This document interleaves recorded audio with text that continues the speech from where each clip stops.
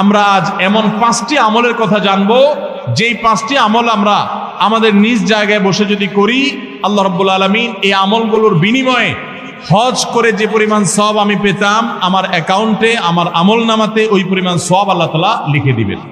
তাহলে ভাইরা, আমরা দেখলাম 5 ওয়াক্ত নামাজের পর 33 বার সুবহানাল্লাহ, 33 বার আলহামদুলিল্লাহ এবং 33 অথবা 34 বার আল্লাহু আকবার যে কোনটা করলেই হবে। এই আমলের মাধ্যমে আমরা হজের সওয়াব পাবো ইনশাআল্লাহ। ফজর নামাজের জামাত আদায় করার ফজর নামাজ আদায় করার পর সূর্য ওঠার 15-20 মিনিট পরে ওই পুরো সময়টুকু বসে বসে জিকির আজকার, কোরআন তেলাওয়াত, দ্বীন শিক্ষা এগুলোর মধ্যে মাশগুল থেকে এরপরে উঠে যদি আমি 2 রাকাত নামাজ পড়ি, আল্লাহ তাআলা হজের সওয়াব দান করবেন এবং উমরার সওয়াব দান করবেন।